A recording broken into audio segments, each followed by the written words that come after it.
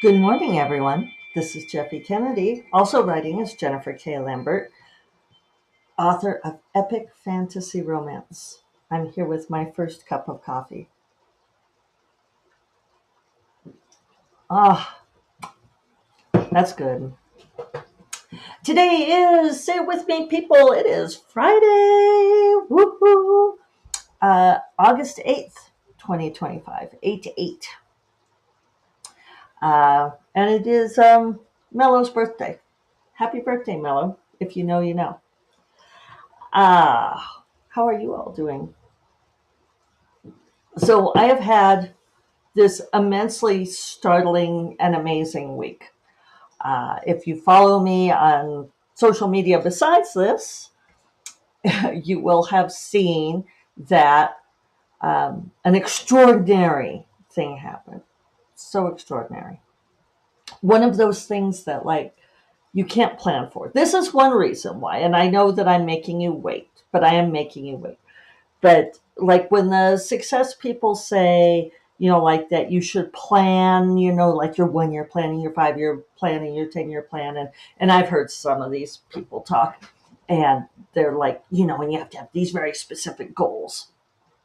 But sometimes things happen that there's just no way you could have predicted that would happen. So the thing that happened, I'm really not being a tease, or I guess I am, but I'm not doing it intentionally. Is very early Wednesday morning. I woke up because I wake up and I look at my phone and see if anyone messaged me during the night because I have it on Do Not Disturb. And because sometimes my friend in Hong Kong messages, or Kelly Robson's traveling in England. Sometimes she'll have sent me pictures. And I play Wordle. And so one of the first things I do is I play Wordle. And people, this is not the thing, but it was a harbinger, a happy harbinger of things to come. I got the Wordle in one guess. Swear to freaking stars and yours, I got it in one guess. It was just like so incredibly lucky. And so I was sending that to my couple of friends that I share that with, Kelly and with Jim Sorensen, and was like, look at how amazing I am. I should go buy a lottery ticket. So then I go look at my Instagram because I get social things posted overnight. And this is a nice time for me. I like this. I, just lie there in bed and the cats are with me and I, do some rudimentary social media. I don't get too caught up in it. I don't most of the time. Uh, it's just like liking and resharing. So especially since the release of Never the Roses.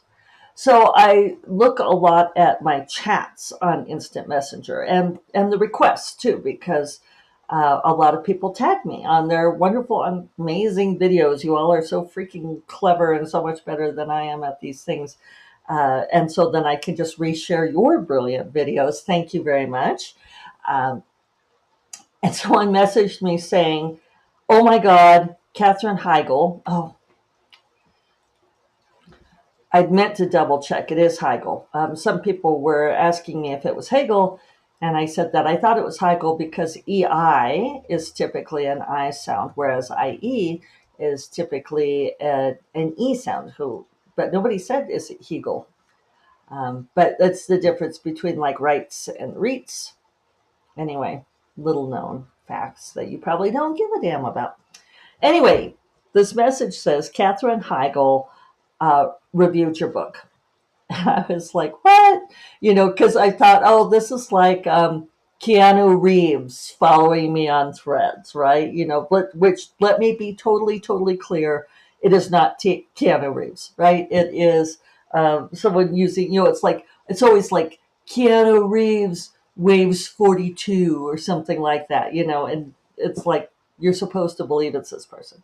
So this was my initial reaction. I'm like, oh yeah, Katherine Heigl read my book and reviewed it. And it's a TikTok. And people, Katherine Heigl read my book.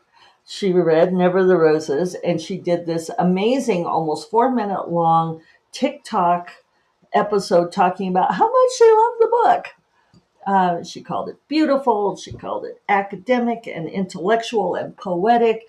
And she talked about how, as a more mature woman at age 46, and, you know, Catherine, honey, I'm more mature than thou. But yeah, that it really resonated with her. And all of the things she loved about the book were the places that I wrote this book from.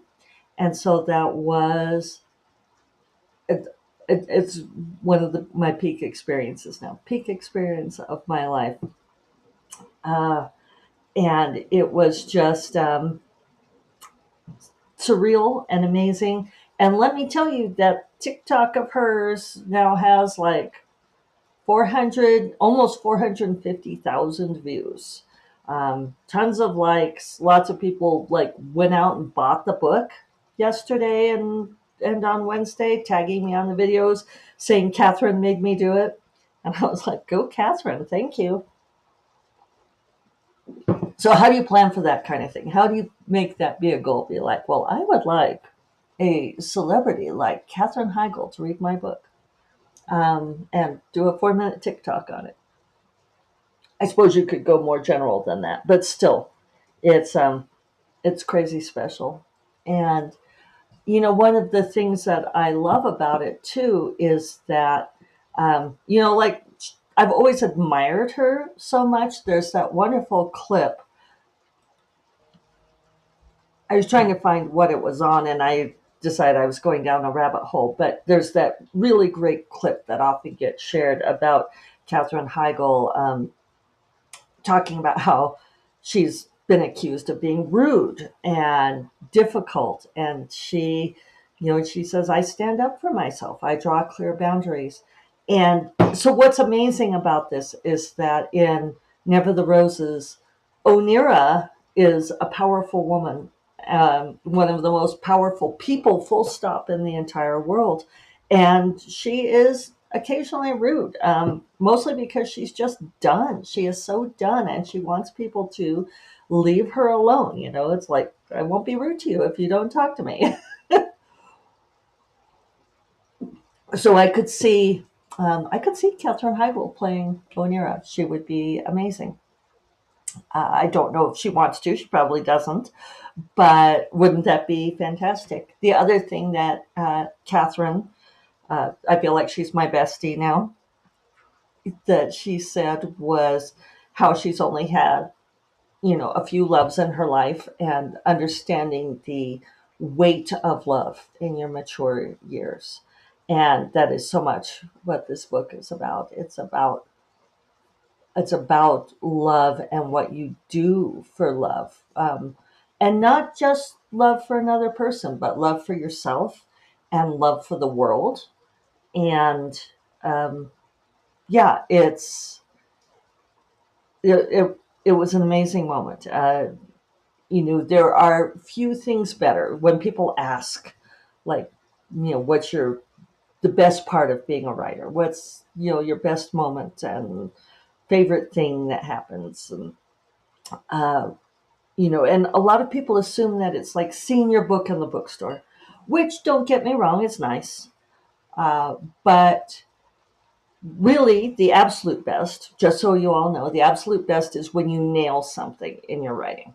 It's when something emerges, when something comes out, and you get that moment of epiphany, and it is unlike anything else. It is like spiritual orgasm. It's incredible. It is a feeling unmatched by any other experience in life, which is one reason why I really don't understand why people want to write their books using technical aids like generative AI and large language model nonsense. I should put that in quotation marks, AI. Um, it's why bother? You know, you're you're killing off the possibility of ever having the very best part of being a writer.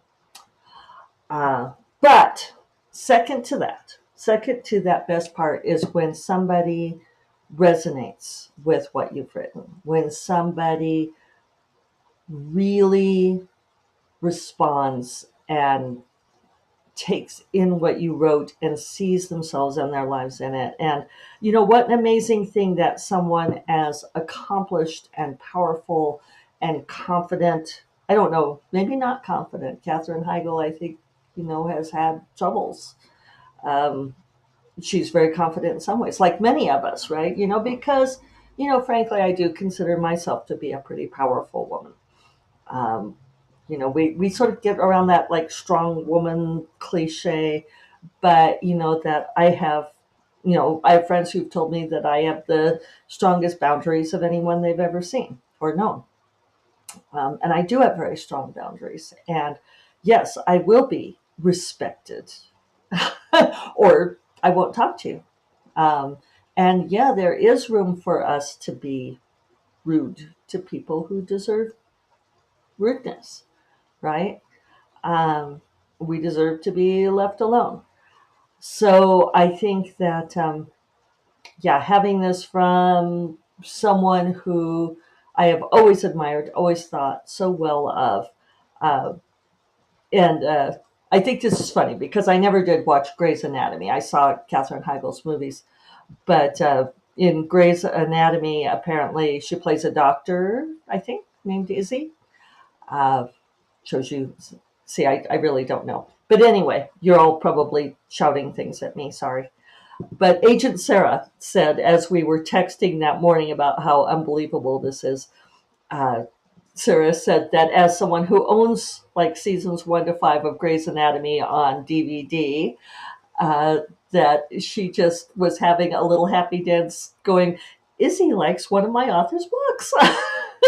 Isn't that funny how that works? Uh, yeah. So yeah, that's just been unreal. Since then, one of my publishers has contacted us and for my previous series asking if I'd be interested in re-releasing them, which I am, but we're going to have to discuss terms on that. But yeah, these things, how the cascade works is not controllable. People want to reverse engineer it, they want to make it happen. Like I could see people in the comments on Katherine Heigl's TikTok saying, like, how does an indie author get their book into your hands? And it's like, I feel you, it's like I always working to pimp my indie books too. Well, that's probably not true. I don't work very hard at it, not as hard as I probably should. But these are things that you cannot make happen. You just have to put stuff out there. And I am a believer in karma and in the universe. And while I think that some of the worst advice out there is to write the best book you can because it's obvious, and also how do you know? I think, one of the great lessons, and people have brought it up to me about this particular book, about Never the Roses, is, remember in the, oops, gesturing and hitting the wind chimes. In the beginning, I kept calling it the book I wasn't supposed to be writing, right? It was off brand, it was different, it was, but it insisted on being written.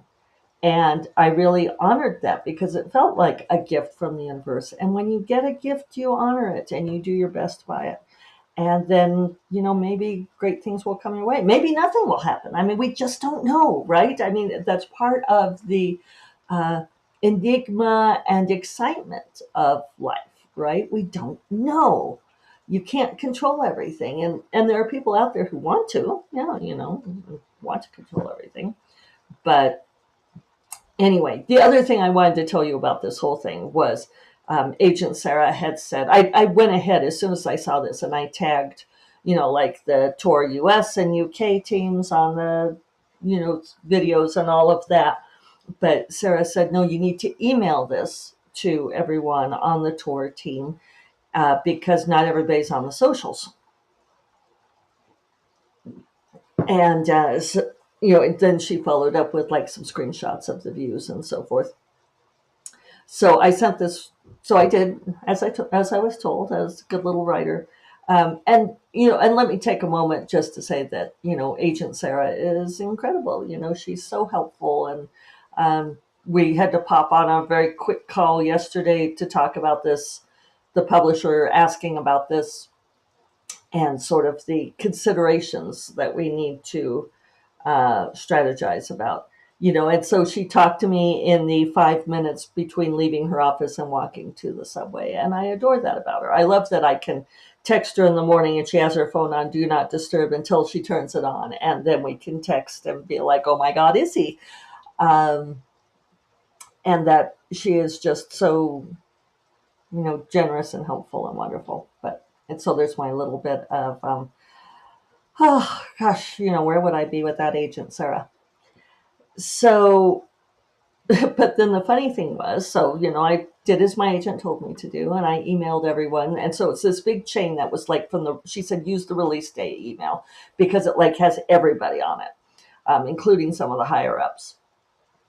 And so I sent them, and said this happened, and they were very excited, and you know, uh, there's something that will maybe happen, but I won't mention it yet, just in case I'm not supposed to. But the other thing was, and this is what I love about working with, I think there's one guy on this email chain out of like, I don't know, 15 people. And the rest are women. And the women were like, this is incredible. This is amazing. How wonderful. We should do XYZ. And also, what is Katherine Heigl's skincare routine? We're like, what is she doing? We have to know. And I adore this because both things are equally important. They're both part of the conversations that we have with each other. And it put me in mind of a long time ago when I was still working the corporate day job. And I think I've told this story before, but my boss, who was a woman, and we were on a conference call entirely with other men, or entirely with men. And I don't know, there were like 5 men on the call, and then us two. And it was bringing like 3 different teams of people together. And so there was a lot of the introductions, and the guys just like, even the guys that we knew really well as being kind of nerdy scientist types were falling into this hail fellow well met sports metaphors thing. I mean, they were basically asking, like, what did you think about the Broncos? It wasn't the Broncos, but it was like, it was weird. And so she and I are texting each other on the side going, what is this? Why is, Derek talking about sports? Derek doesn't follow sports, but it's like part of the male communication lingo. And they start out by saying, one guy says, well, why don't you lead off, Tom? Because I think this is your wheelhouse. And we're just riffing on the side, trying to guess which sport each metaphor belongs to. And she's like, wheelhouse is trains. And I said, no, wheelhouse is like yachting, because you're thinking roundhouse. So she and I started this thing where we wanted to come up with female metaphors for things. And this was a long time ago, and I've seen some people doing it since, and I like to think that we planted this seed. But, we started just like throwing these metaphors into company conversations where we would say, well, I think this is, you're putting the wrong shade of lipstick on this project. Or let's take this hemline up by 2 inches and see how it looks. And it would just like stymie the conversation, right? Because nobody knew what to do with this. So I love that, and some of it might have been because we were like deliberately trying to create metaphors and not using things that we would naturally say, because it didn't really work all that well. But, I love that we're talking about strategizing this book's success, and also how amazing Katherine Heigl's skin looks, and what can we do to find out what she's doing to make herself look so amazingly gorgeous and dewy. You should watch the TikTok, if only because it's really fun. And it's on Instagram and it's on Facebook, and I shared it widely, as you can imagine. So, yeah, if anyone knows Catherine's skincare routine, please message us, because we're about all things here at First Cup of Coffee Publishing and skincare. So, yeah. All right. On that note, I haven't talked about what I'm working on, but I'm trying to get this book going. I'm going to Worldcon next week. If you're going to be there, say hello. And I will talk to you all on Tuesday. You all take care. Bye bye.